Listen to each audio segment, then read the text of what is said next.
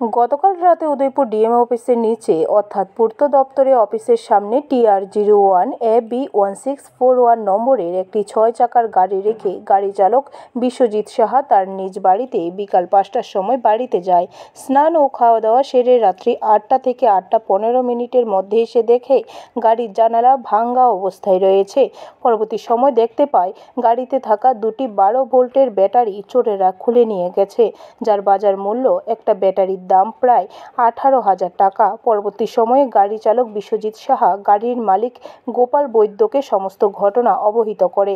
গাড়ির মালিক গোপাল বৈদ্যের বাড়ি আগরতলায়। পরবর্তী সময়ে এলাকার লোকজনদের এই বিষয়ে অবহিত করে সমস্ত ঘটনা পুলিশকে জানানো হয়েছে। এখন পুলিশ এই চুরির ঘটনার সঙ্গে যারা জড়িত তাদেরকে জালে তুলতে পারে কিনা এটাই দেখার বিষয়। আমি গাড়িটা রেখে গেছিলাম আমি এই জায়গাতে, তবে এদিকে তো মনে করেন আমি তো ডাইন সাইড দিয়ে ঢুকন লাগে মদের বাড়ি হইয়া আমি রাজনগর রাখি গাড়িটা।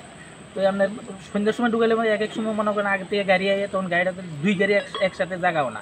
তো আজকে আমি আজ তাড়াতাড়ি আইয়া বসি, আইয়া এখানে গাড়িটা এখানে রাখছি, রাখতে বাড়িতে গেছি, বাড়ি যা স্নান টান করে এবার আইসি আইয়া দেখি যেন আপনার ডাইন সাইডে দেখি ভেন্টিলেটার ভাঙছে, ভেন্টিলেটার ভাঙিয়া এরপরে আপনার। ব্যুরো রিপোর্ট, খবর ত্রিপুরা।